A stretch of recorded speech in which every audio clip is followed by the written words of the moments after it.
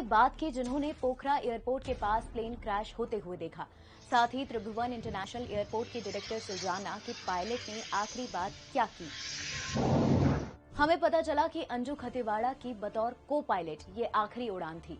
इसके बाद वो पायलट बन जाती। उड़ान भरते वक्त कैप्टन कमल केसी ने उन्हें मेन पायलट सीट पर बैठाया था।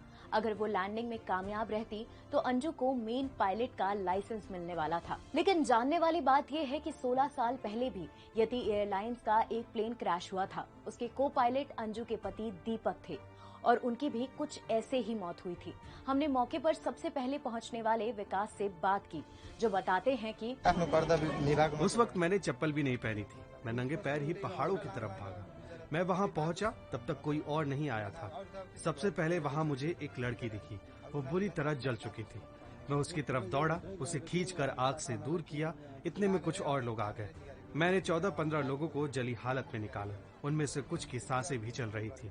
हादसे को करीब से देखने वालों में Nepal chamber of commerce Gandaki के प्रमुख किशन सोनार भी हैं। उन्होंने बताया कि मैं एयरपोर्ट के पास ही था। प्लेन से नॉर्मल आवाज आ रही थी। तभी प्लेन पुराने एयरपोर्ट की ओर मुड़ गया।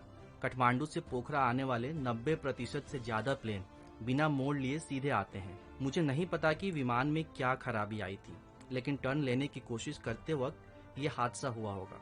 विमान गिरते देख मुझे इतना शौक लगा कि मैं छत से नीचे नहीं आ सका। हादसे के चश्मदीदों में दुर्गेश ने बताया कि उन्होंने लाशें बिखरी देखी। हादसे वाली जगह के पास अलकापुर नाम की बस्ती है। जब प्लेन गिरने वाला था, पायलट बस्ती को बचाने के लिए प्लेन को दूसरी तरफ ले गया होगा।